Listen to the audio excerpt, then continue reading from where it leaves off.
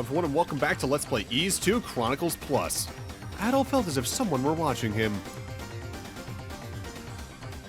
No one over there. It's another statue. Not really seeing anything. And then as quickly as it came, the sensation was gone. As Adol unfurled the scroll of guidance, the words began to appear on the blank, faded parchment. Great warrior, you've done well in reaching the region of Burnedbless. This area of lava was created by the priests to shield against the demon's onslaught. It was no easy task to create such a drastic yet stable shift in the environment, but we did what was necessary to ensure our security. The only way to reach the Solomon Shrine is by traversing the paths through the lava itself. You may find some nearby who could be of help to you. Be sure not to judge solely on appearances. It is also likely that you may find one of the priest's magics here, as well as other magical items. Please, warrior, do what you must to reach Solomon's Shrine. I'd say I did a pretty good job of summarizing what we did last time. We entered and finished off the Ice Ridge of Nolte, and now we're in the Moat of Burnedbless, a fire area directly after an ice area, but at least they addressed it. Yeah, no, we did magic, don't worry about it. As Adol listened closely, he could hear faint sounds of footsteps in the distance. If you use the evil bell around here, we get a pretty good hint on what that statue was talking about. That's another rue out of the wall, which means there's probably something back there. We need to go over there to begin with, but if you missed this now for whatever reason, like you didn't investigate the statue, you didn't use the bell or all that, or you didn't explore up to this corner, there are hints to this later on that you can come back for. So, these are rues. We can't speak Ruish. However, we can if we use the altar magic to become a rue ourselves. We were driven out of our homes by warmongering demons and forced to hide here. Ours is a peace-loving clan. Peace, love, sleep, food, and information. Several days ago, I saw a human boy being led to the poison-filled passage by demons. I hope he's okay. Okay, so there's a poison-filled passage nearby. Can't say I've seen you around before. Your name's Adol? Not here, it isn't. You're here. Your name is Adoru. It's the law. These are very stylish gauntlets, are they not? I made them myself. They help me remain calm, and calmness is the most gentlemanly quality, don't you think? Demons and humans alike consider me a gentleman worthy of their greatest aspirations, as I'm sure do you. Sure. Humans always think that we're demons, but we're so not! We were originally thought of as sacred animals. Now people just see fur and think, demon! The next rue I talked to, Tarus here, is actually an inn. You can only use it when you're using the altar magic, but any MP that the altar magic is using up is immediately restored anyway, so hey, pretty worth it. Also, this is another place you can grab some rotafruits. And I don't grab it immediately because I think I grabbed it on the way out. There's a leaf there you can also grab. Hey, can I let you in on a little secret? My brother, Bruce, is a real loudmouth. Every time a demon starts chasing him, he's all like...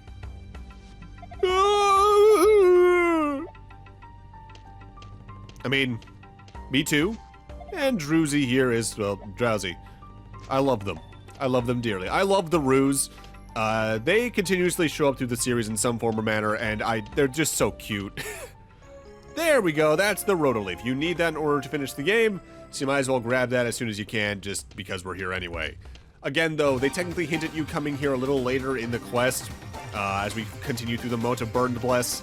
So if you miss it now, don't worry, you're technically sort of meant to. So a thing with the Moat of Burnedbless, in specific, is those Preligard enemies I just killed. They actively have a chameleon-like cloaking ability they can use to blend into the floor until they try to attack you. And if they use that, they actually are very hard to see on top of how relatively low the eyesight is around here to begin with. Another piece of iron ore here. We're going to be taking that back to the armory in Lance Village eventually. Oh, actually, on that note, I should probably also mention this.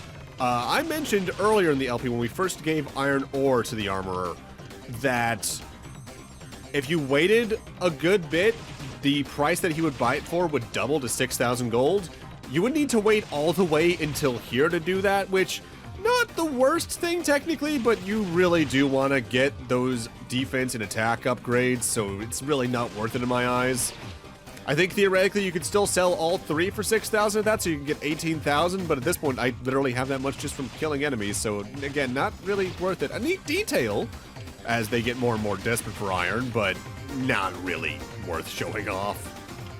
Mind you, I say that about that, but then I showcase one of my least favorite achievements I've ever earned next time. That has been a Fallout 1 from Ease 1 that Yeah, I really hate the existence of, but I'm assuming they put it in because it was a mechanic they had in the original game because it was a joke in the late 80s. More on that next time.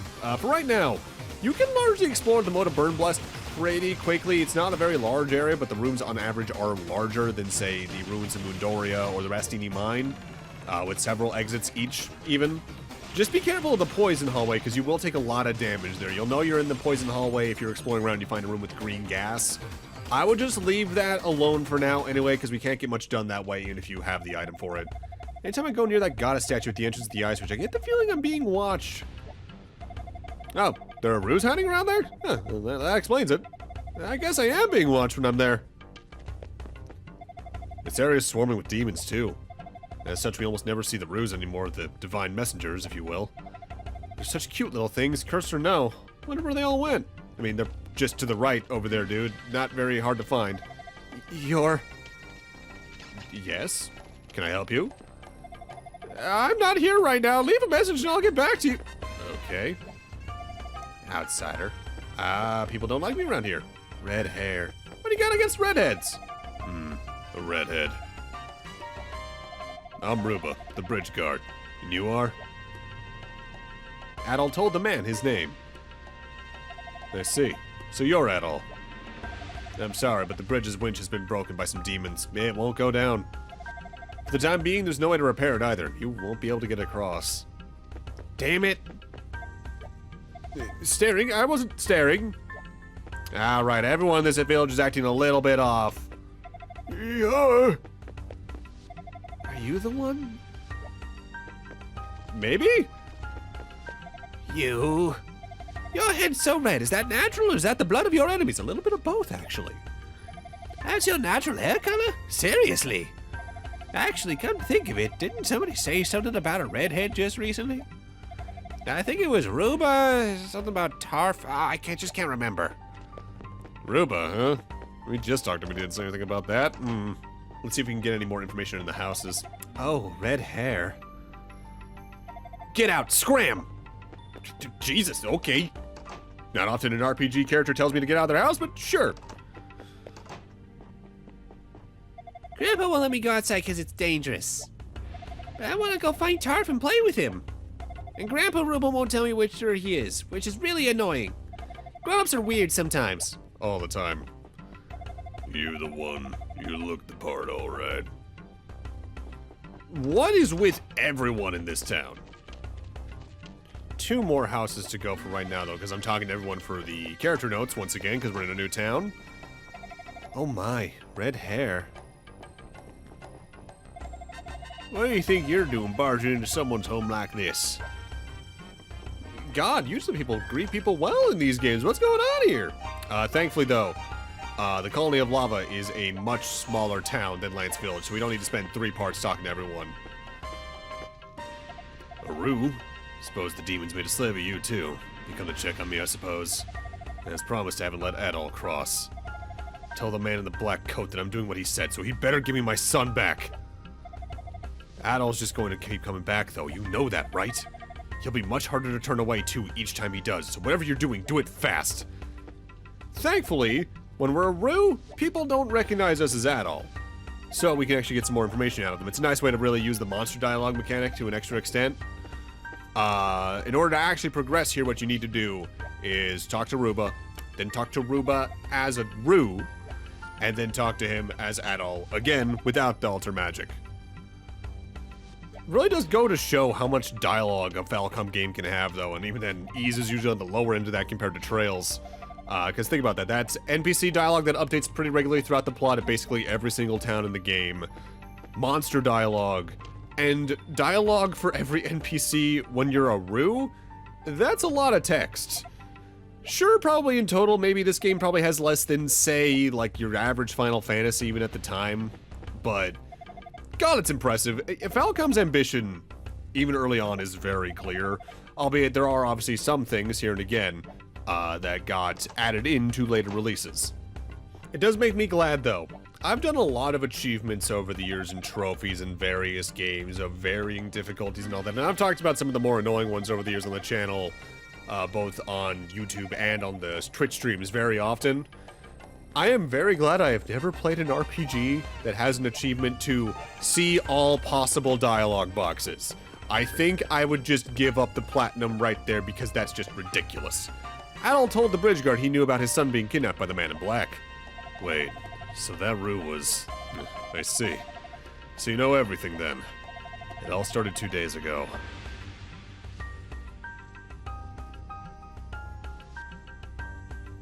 Tarf! Dad! A red-haired swordsman by the name of Adol will be coming through here soon. Do not let him cross the bridge. Just do as you're told, and your son will be returned unharmed. Tarf!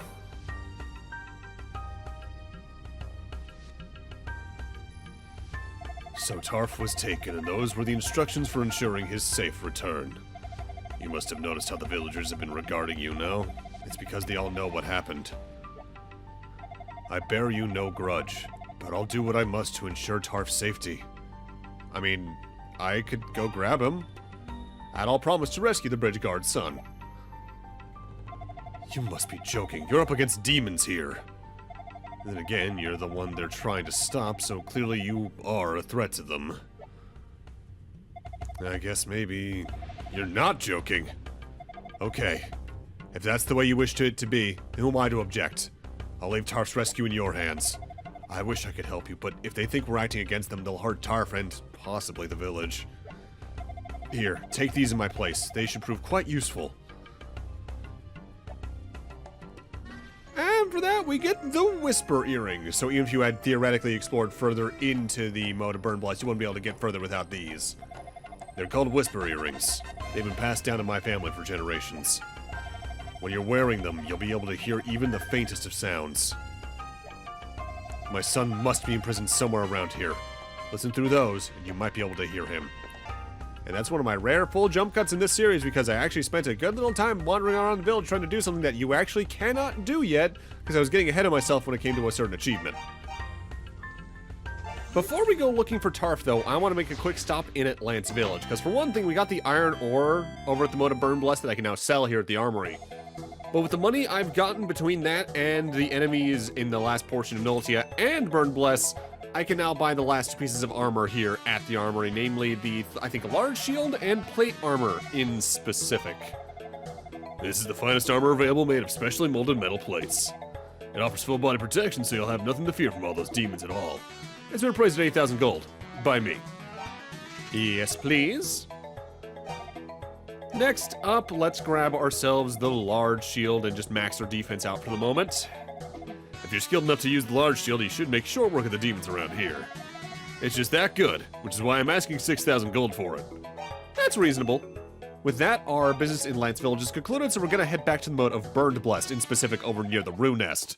And with that, I've actually forgotten to mention something. When you first visit the Rue Nest and the Colony of Lava each, they get added to your return spell quick travel list, because they are effectively towns. Before we move onwards, we actually want to talk to a couple more of the Rues around here. Just for the hint I have been kind of ignoring up to this point. Oh, so you have a Rotoleaf, do you? Man, that smells amazing. Put it over your mouth and presto, no more worries from poison gas. So effectively, if we use the Rotoleaf as an item, we can ignore the poison gas in that room that I mentioned earlier, as well as they mentioned when we first came here earlier this very part. And that's going to be key information because that means we can now get past that obstacle into the latter half of the Moat of Burnedbless. But why does that matter, you might wonder? Well, this person explains it. Human boy being led to the poison-filled passage. So Tarf is past that, thus we need the Rotoleaf. Admittedly, in my first playthrough, I did miss the Rotoleaf for a good, 20 minutes because I just figured it was a part of the tree, not an item I could pick up.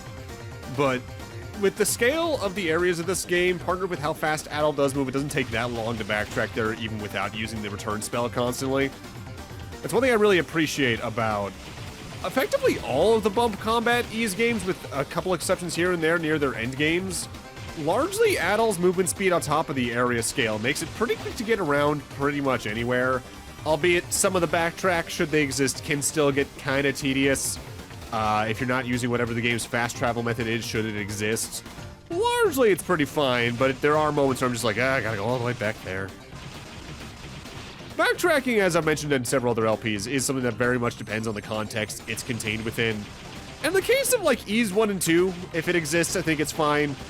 The 2 Ease 4s, maybe a little less so, but me having very bad memories of their final areas really, really helps with that. Also worth noting, there's an entire separate set of enemies once you get to this side of the Moat of Burnedbless, so if you're missing some enemy notes around here, you can't remember where an enemy was, try checking the left half. What's behind door number 56? Ah, gas. The air is thick with poison gas. It's much too dangerous to go any further.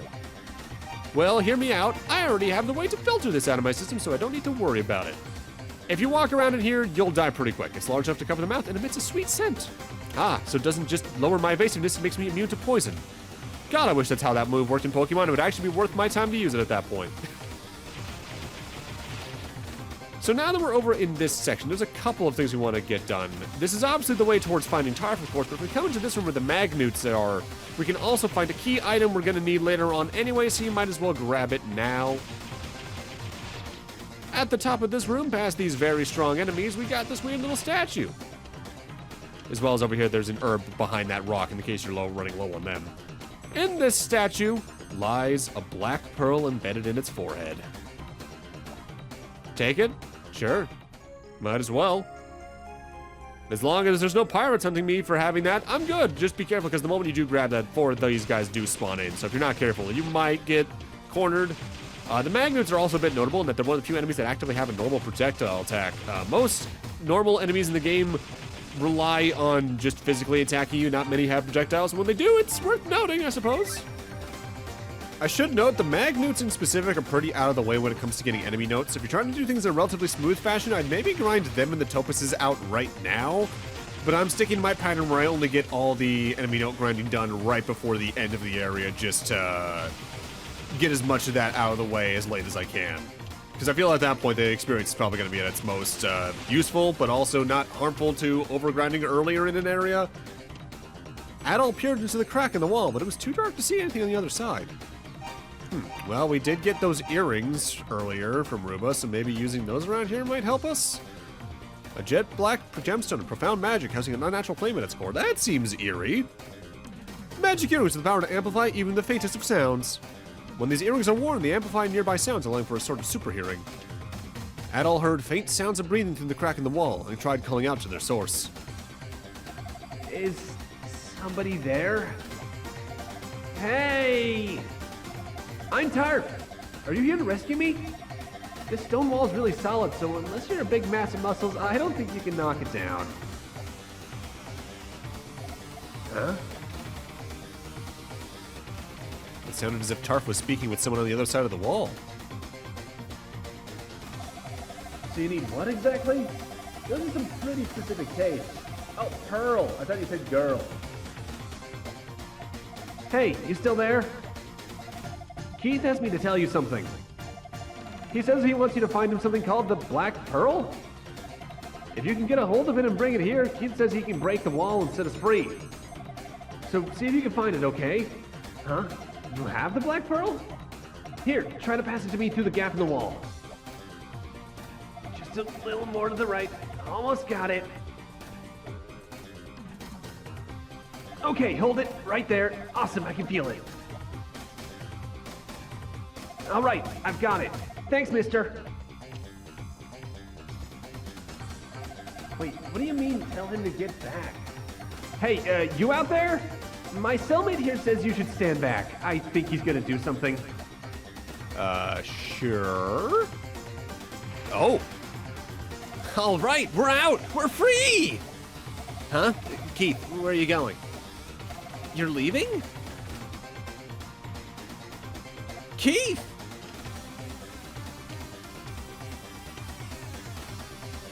He's gone. Anyway, thanks for your help, mister. With Keith in here, I almost didn't mind getting kidnapped, even though it's been almost 2 full days. I was finally starting to get really hungry, though, so I'm glad you came when you did. Keith is a demon who was locked in here with me. Even though he's not human, he can speak our language, and I really wasn't scared to be around him. He was fun to talk to. From what I could tell, he'd been in here a lot longer than me. He was also really nice, a kind, well-behaved, intelligent demon. Never seen anything like it before. But when I handed him the Black Pearl, he suddenly turned vicious, like a normal demon. Then he broke the wall. Why would something like that happen? It just looks like a rock to me. Oh, hey, are you Adol by any chance? The demon who shot me in here was telling the others to look for a red-haired swordsman named Adol. You know, I was kind of wondering if you're the reason I got locked up in there. But you came to rescue me, so I guess all is forgiven. So you want to escort me back to the village? I mean, I'm a defenseless little kid, so it'd be mean to say no. You little shit, sure. Thanks. Come on, let's get going. Good luck, Mr. Adol. I'm counting on you. There's some writing carved into the rock. I've been here for 5 days now. Perhaps I'm finally due to pay for my crimes. Last night I dreamt for the first time in ages. It was so strange. A girl appeared calling out that I must go to the shrine. She resembled one of the legendary goddesses. It may have been more than a dream, and if so, I regret that I cannot lend my aid. I'm not ready to die yet. Keith did that. I don't know how, though. It was so dark we could barely see anything. But with that, I'm gonna need to end this off here. Bit of an abrupt ending, I know, compared to the others, but trust me, there's a reason for that. We'll showcase at the start of next time. Thank you guys for watching, and in part 6, we're gonna get Tarf back to the village, but not before showcasing some other things you can do with him first. See you guys then.